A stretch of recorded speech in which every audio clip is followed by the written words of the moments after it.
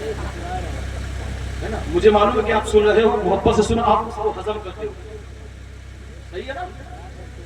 عید کے دن ایک آدمی آیا، مولانا صاحب دعا کیجیے، بڑا غضب ہو گیا۔ ہم نے کہا یار کیا ہو گیا غضب؟ نے کہا وہ ہماری بیگم کو کل رات سے چڑیل پکڑ لی۔ ہم نے کہا اچھا کیسی چڑیل پکڑ لی ہے؟ کہا وہ شاپنگ کرنے گئی تھی نا کل چاند رات۔ ہم نے کہا تم کیوں نہیں گئے؟ ارے مولانا صاحب سمجھا آپ کیا سمجھو گے، آپ تو داڑھی ٹوپی والے ہو، دنیا کہاں سے کہاں جا رہی ہے؟ لندن بڑی جوان ان کی ایم ایل اے کی نہ جانے کہاں سے کہاں پہنچ گئے، آپ کو بھی یہی موجود ہے۔ ارے اب عورتوں کا زمانہ ہے، عورتوں کو بھیجنا چاہیے بازار۔ ہم نے کہا اچھا تم کیوں نہیں گئے بازار؟ ارے مولانا صاحب نہیں گئے، ان کو بھیج دیا۔ ہم نے کہا اپاہج تھے تم، لنگڑے تھے، بیگم کو بھیج دیا بازار۔ ہم نے کہا اچھا بتاؤ کتنی چڑیل پکڑا؟ کہا ابھی تک تو لگتا ایک چڑیل پکڑا۔ ہم نے کہا یا اللہ اس بندے کی عورت کو مولا ایک چڑیل نہیں بلکہ الہ آباد ضلع کی جتنی چڑیل ہے سب پکڑ۔ نبی نے فرمایا سب سے گندی جگہ بازار۔ اچھا ماں بہنوں کے پاس ایک بہانہ ہوا رہتا ہے، صداقت اللہ صاحب، ہاں ایک بہانہ بتا دوں، بتا دوں؟ ماں بہنیں بیچاری بندئی اندر دانت کس رہی، کمیٹی والے کیسا بہانہ بتا کے لائے کہ ہماری بات کا دانی تنہائی میں سو۔ ہاں تو بڑی سخی ہے فاطمہ، تو بڑی سخی ہے فاطمہ، کہ تو بڑی سخی ہے فاطمہ، تو بڑی سخی ہے فاطمہ، محسن علی ہے فاطمہ۔ سیدہ طیبہ طاہرہ کی کنیزوں کو سے سننا، جس دکان میں تم کپڑا خریدنے کے لیے جاتی ہو اسی دکان میں تمہارا کفن بھی بکے گا۔ اچھا تم کہتی ہو کہ ہم سیدہ فاطمہ سے بڑی محبت کرتے ہیں، تمہارا فیشن کا حال کیا ہے؟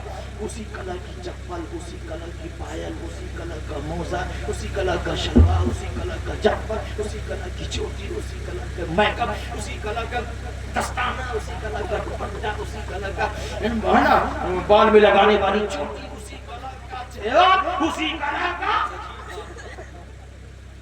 سیدہ فاطمہ سے پوچھا تھا تمہارے یہاں کپڑا پھٹ جائے تو تم کپڑے کا پیور لگاؤ۔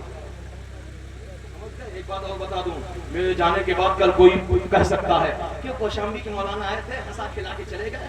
منبر رسول پہ ہنسی کی بات بولی جا سکتی ہے، شرط یہ ہے مزاحیہ نہ ہو اسلام۔ اگر نیت اسلام کی ہے تو بول سکتے ہیں، اس لیے بتا دیا تھا کل میرے جانے کے بعد آپ کو کوئی دماغ نہ گھمانے، ہے نا؟ آج کل تو حالت یہ ہے کہ مولوی سے چلتا ہے، امام سے چلتا ہے، ڈاکٹر سے چلتا ہے، خطیب سے چلتا ہے، پیر سے چلتا ہے۔ اب بات ہوگی تو کہے گا ہم امام حسین کے دیوانے ہیں۔ نبی نے فرمایا سب سے بڑا گناہ یہ ہے مومن کا دل دکھانا۔ مومن کا دل دکھانا جانتا کتنا بڑا گناہ ہے؟ کعبے پر پتھر مارنے کے برابر۔ تم آپس میں ایک دوسرے سے نفرت کرتے ہو، میری ماں بہن تمہاری عادت تو خراب ہے، تم جہاں بیٹھو گی نا اس کا آدمی ایسے ارے وہ موجانہ بڑی آئی ہے بتائے والی، کیا اسے میں کام کیا؟ یہ چگلی، یہ غیبت، یہ حسد، یہ بہت ہٹا دو۔ حسد کرنے والا، غیبت کرنے والا، چگلی کرنے والا جانتے ہو کعبے کا طواف کرتے کرتے بھی مر جائے تب بھی جانتے ہو منہ پہ مار دی جائے گی، تمہارا تقویٰ منہ پہ مار دیا جائے گا، تمہارا سارا عمل منہ پہ مار، اگر تم نے غیبت، حسد، بغض سے اپنے آپ کو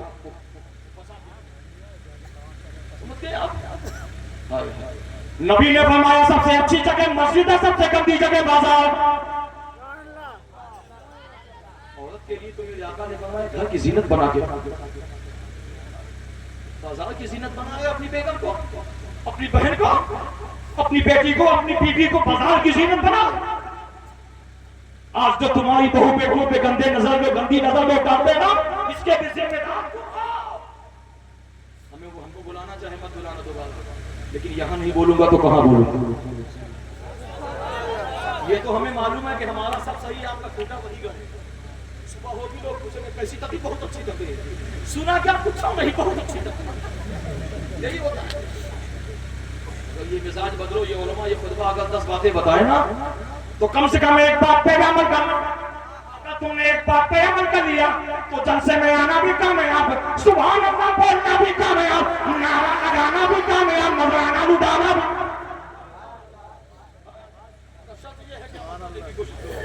मेरी माँ बहनों, तुम्हारा कपड़ा फट जाए, तुम कपड़े का पेमंत लगाते हो, सैयदा फातिमा से पूछा कभी कपड़ा फट जाए कौन सा पेमंत? कपड़े का नहीं, चमड़े का। जिसको आदमी है ना बाहर निकलना नहीं आए। कैसे लोग हो, कैसे तुम अपनी बहू बेटियों को बाजार की जीनत दिखाते हो?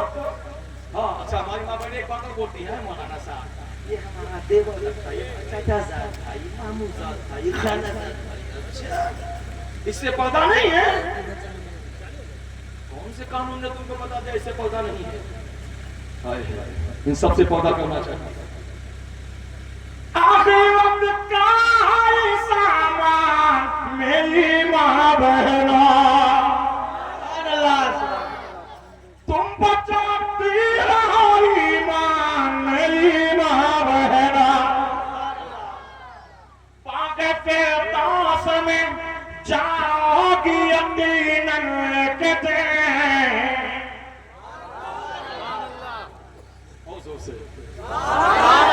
अब फिर दास में जाओगी यकीन के दे, सुबह को जब पढ़ो कुरान मेरी माँ बहना। सैयदा फातिमा के 5 वक्त की नमाज की बात तो छोड़ो, तहज्जुद भी नहीं कज़ा।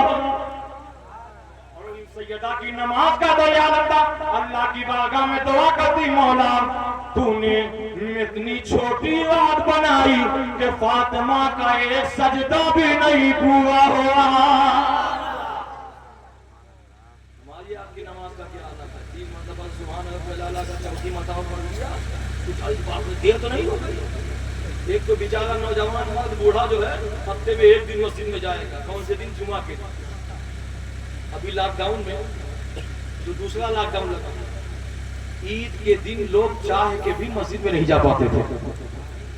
ऐसा आपके यहाँ था कि नहीं? ऐसा 5 आदमी से 6वां आदमी लाओ, ऐसे आदमी आ रहे थे नमाज के लिए, इतना सफेद कुर्ता पैजामा, इतना सफेद टोपी जैसा सीधा काबा से चलते। कभी जिंदगी में टोपी नहीं लगाया, मगर लॉकडाउन इतनी ऊंची टोपी कि डायरेक्ट कनेक्शन आपसे मोहल्ला से। और कहते हजरत क्या जमाना आ गया कि ईद के दिन हम मस्जिद नहीं जा पाते। अच्छा ठीक है, शिकायत थी, अब खुली तो है मस्जिद। नमाज की बात आ गई, अब थोड़ी सुभान अल्लाह बोलोगे, है ना? चाहे हाजी बना क्या के गाजी बना, शर्त ये है कि पहले नमाजी बना। कामयाबी चाहते हो तो नमाज पढ़ा कर, मेरी माँ बहनों तुम भी पढ़ा कर। तुम तो ये करके बड़ी हो जाती हो मौलाना साहब बच्चों में टाइम नहीं मिलता। कितने बच्चे?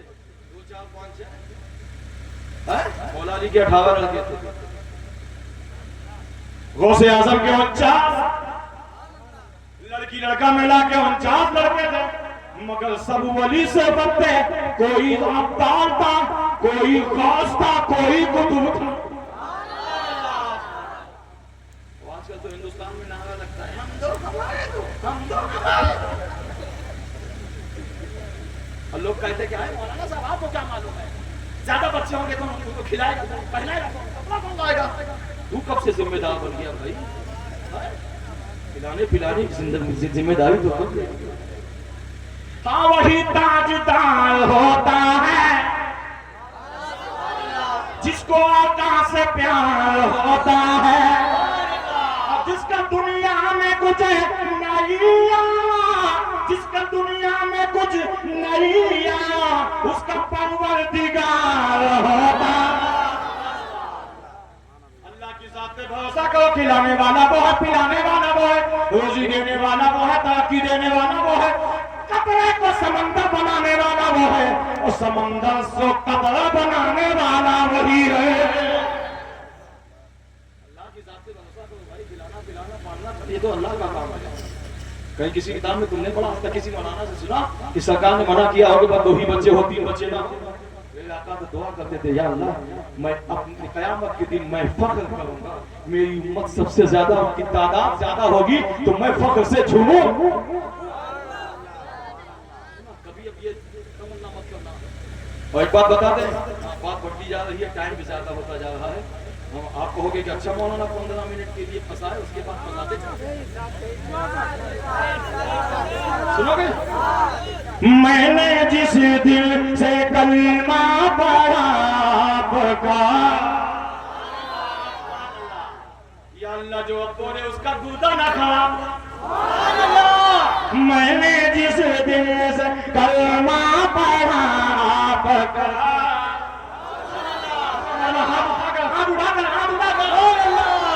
میں نے جس دل سے کلمہ پڑھا آپ کا، آپ میں ہوئے میں ہوا آپ کا، سلطنت آپ کے اور نظام آپ کا، سلطنت آپ کے اور نظام آپ کا، آپ آقا میرے میں غلام آپ کے اور نظام آپ کا، آپ آقا میرے میں غلام آپ کا. نماز کی پابندی کرو میری ماں بہنوں، تم بھی نماز پڑھا کرو. بزرگوں سے عادت فرماتے ہیں جو بندہ یا بندی نماز کی پابندی نہیں کرے ممکن ہے اللہ مرنے کے وقت اس کا ایمان چھین لے گا. بزرگوں سے بات فرماتے ہیں جو قصداً جان بوجھ کر فجر کی نماز چھوڑتا ہے نا، قصداً جان بوجھ کر جو فجر کی نماز بلا عذر چھوڑتا ہے، دنیا والوں کو چاہیے کہ اس کا جب انتقال ہو جائے تو اس کے جنازے کو مسلمانوں کے قبرستان میں دفن نہ ہو. ہو بھائی نماز کی پابندی کرو، روزہ رکھو، حج کرو، زکات کرو، لیکن پیارے بس آخری بات سن لیجیے، وقت کا انشاءاللہ پھر کبھی موقع ملے گا. اور ٹائم سے ٹائم ملا گا، ہم تو ٹائم سے آگے لیکن اب آپ کی مرضی ہے، کمیٹی والوں کی مرضی، چاہے 4 بجے بولا ہے چاہے 5 بجے، جیسا ان کا جیسے چلانا ہونا. ہمارا کام ہے وقت پہ آ جانا. بہرحال آپ کی محبت ہے، طوفان نوح لانے سے آیا کیا فائدہ، 2 اشک ہی بہت ہے. اتنا ہوگا مجمع بھرا تھا، اب تقریری کے وقت کتنے لوگ ہیں؟ یہ چند لوگ. اصل میں ایک بات بتا دیں، اللہ کو تعداد پسند ہے. تعداد پسند ہوتی تو کربلا میں یزیدیوں کی تعداد زیادہ تھی، مگر جیت کس کی ہوئی؟ ہزاروں میں 72 تن تھے تسلیم و رضا والے، حقیقت میں خدا ان کا تھا اور وہ تھے خدا والے. اور کسی نے جب وطن پوچھا تو یہ حضرت نے فرمایا مدینے والے کہلاتے تھے اب ہیں کربلا والے، مدینے والے کہلاتے تھے اب ہیں کربلا والے. حسین ابن علی کی کیا مدد کر سکے تو تھا کوئی، خود مشکل کشا تھے اور تھے مشکل کشا والے. آخری بات وہ سے پاک فرماتے ہیں کہ جو بندہ چاہتا ہے کہ ہم اللہ کی رسی کو مضبوطی سے پکڑے رہیں، کبھی نہ چھوٹنے پائے، وہ زندگی گزارے تو بس 2 چیز ذہن میں رکھے. چھوٹا کام سے زندگی کو شروع کرے اور بڑے کام پر زندگی کو ختم. آخری بات بہت بڑی بات بتا کے جا رہا ہوں، ایسی بات کہ کل پرسوں نہیں برسوں تک یاد رکھو. کیا کہا شیخ نے کہ جو بندہ چاہتا ہے کہ ہم اللہ کی رسی، اللہ کے راستے پر، نبی کے بتائے ہوئے راستے پر مکمل موت جب تک نہ آئے تب تک ثابت قدمی کے ساتھ رہیں، تو آپ کو زندگی بس یہ گزارنا پڑے گا. چھوٹا کام سے شروع کرنا ہے، بڑے کام پہ زندگی کو ختم کرنا ہے. آپ کہو گے مولانا یہ چھوٹا کام بڑا کام ہے، سن لو وضاحت کر کے جا رہے ہیں نا. نصیحت ضروری نہیں کہ بڑے سے بڑی کانفرنس میں ہوتی ہے، نصیحت تو 10 آدمی کی میلاد جو گاؤں میں ہوتی ہے اس میں بھی ہاں مگر آپ کے ذہن میں یہ نہ ہو کہ آپ بڑی کانفرنس 50,000 والا مولانا آیا تو وہ بہت بڑی بات بتا دیں، ایسا نہیں ہے، وہ بھی نبی کی تعریف کر کے جائے، سمجھ گیا؟ کبھی یہ ذہن میں مت رکھنا، بس ذہن میں یہ رکھا کرو کہ چلو کچھ حاصل کرنا۔ ہم بھی ہمارا مقصد یہ نہیں ہوتا کہ ہم بڑی اچھی کرتے ہیں یا بہت اچھے بنے، ہمارا مقصد یہ ہوتا ہے کہ چلے جو اپنے آپ کو جو کچھ اللہ کے رسول کے محبوب نے کچھ تعلیم دی ہے وہ تعلیم آپ کو بھی بتا دیں، تو اگر آپ نے قبول کر لیا تو ہم بھی جنتی تم بھی جنتی ہو جائیں۔ چھوٹا کاف بڑا کاف کے مطلب کیا ہے؟ میری ماں بہنوں تم بھی سنو، چھوٹا کاف سے مطلب یہ ہے، سرکار غوث اعظم فرماتے ہیں جو بندہ یا بندی چاہتی ہے کہ اللہ کی رسی کو مضبوطی کے ساتھ پکڑتے ہوئے ہم دنیا سے چلے جائیں، تو اس کو چاہیے کہ چھوٹا کاف سے زندگی شروع کرے، بڑے کاف پر خط پکڑ دے۔ چھوٹا کاف سے مراد یہ ہے کہ کوئی بھی کام کرے، کوئی بھی لباس پہن کے کوئی بھی قدم بڑھائے تو پہلے قدم بڑھانے سے پہلے، کام کرنے سے پہلے یہ سوچ لینا چاہیے ذہن میں، یہ بات ذہن نشی کر لینا چاہیے کہ جو لباس پہن کے میں یہ کام کرنے جا رہا ہوں، چھوٹا کاف سے مراد یہ ہے اب جو کام کرنے جا رہا ہوں اس کام کے بعد جو میرا لباس بدلے گا وہ کفن ہوگا۔ جب یہ ذہن میں رکھو گے کبھی غلط نہیں جاؤ گے۔ بڑا کاف سے مراد غوث پاک نے فرمایا، لوگوں نے کہا حضور یہ بڑا کاف سے مراد کیا ہے؟ سرکار غوث اعظم فرماتے ہیں بڑا کاف سے مراد یہ ہے کہ کوئی بھی کام کرو مگر جس جگہ پر تم کام کر رہے ہو، کام کرنے سے پہلے، عمل کرنے سے پہلے ایک بات ذہن میں رکھ لینا کہ اس عمل کرنے کے بعد یہ جگہ سے جو ہماری دوسری جگہ ہوگی وہ کوئی دوسری جگہ نہیں بلکہ قبر ہوگی۔ یہ دو چیز ذہن میں رکھو نا، کبھی گمراہ کبھی پریشان والے راستے میں نہیں جا سکتے ہو، کبھی کسی کے محتاج نہیں ہو سکتے ہو۔ بس پیارے چھوٹا کام سے زندگی شروع کرو، کوئی بھی کام کرو بس یہ سمجھ کے کرنا یہ لباس پہن کے جو کام کرو اس کے بعد ہمارا کفن ہوگا، اور جس جگہ آپ کھڑے ہو کے وہ کام کر رہے ہو اب سمجھنا کہ اب اس جگہ کے بعد ہماری جو منزل ہوگی وہ قبر ہوگی۔ یہ آپ ذہن میں رکھو گے آپ سب کام کرو گے مگر کبھی جھوٹ نہیں بول سکتے ہو، کبھی غیبت نہیں کر سکتے ہو۔ غوث پاک کے لاڈلوں کی آخری بات ہے، صاحب درد قلبی کہتے ہیں کہ غوث اعظم سے کسی نے پوچھا یا شیخ آپ کے مرتبہ ولایت کا سب سے بڑا راز کیا ہے؟ حضور غوث پاک فرماتے ہیں جاننا چاہتے ہو؟ بتا دو، تم بھی چاہتے ہو کہ رب تمہیں اپنا محبوب بنا لے، بس دو کام کرنا۔ لوگوں نے سمجھا کہ بہت بڑا کام ہوگا، حضور غوث پاک فرماتے ہیں پریشان ہو تو بہت بڑا کام نہیں ہے، اگر جو بندہ چاہتا ہے رب کی بارگاہ میں رب کا بھی مقبول ہو جاؤں، محبوب کا بھی محبوب ہو جاؤں، اس بندے کو چاہیے کہ کوئی کام کرے یا نہ کرے دو کام کرنا ہے۔ حضور غوث پاک سے لوگوں نے کہا حضور کون سا کام ہے؟ کہا سچ بولا کرو، حلال کھایا کرو۔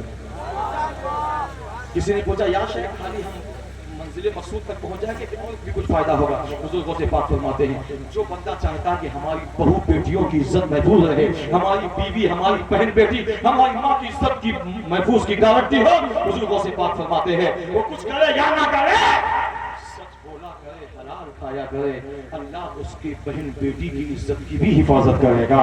واعتصموا بحبل اللہ جميعا،